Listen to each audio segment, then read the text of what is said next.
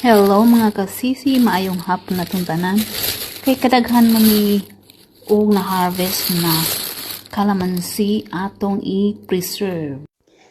Maghiwa lang ta og kalamansi atong daghanon.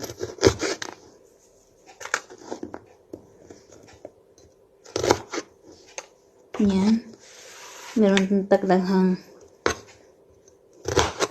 nahiwa.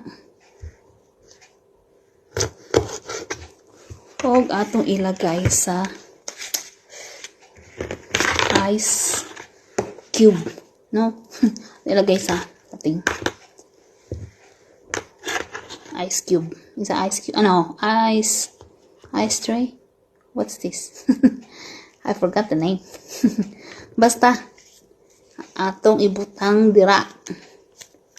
Then, atong i-squeeze.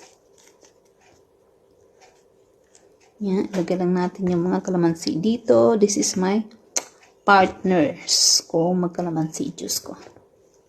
Tapos, yan na lang natin. Para atong ilagay sa freezer. Ayan.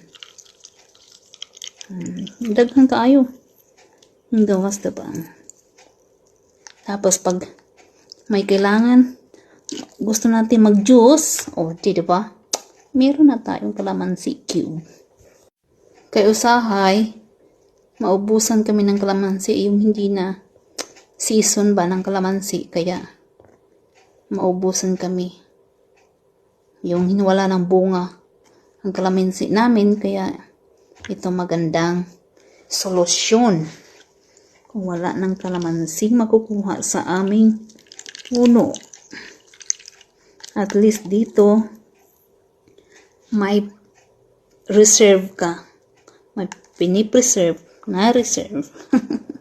So, ito na yung na-squeeze natin, guys. At saka ito yung last natin. Then, ilagay natin sa freezer. Empty yung freezer natin, walang laman. Para may reserve tayo, 'di ba? Kung hindi na mamunga yung kalamansi natin, meron pa tayong juice. Okay. Okay, and wait until 24 hours. Thank you for watching.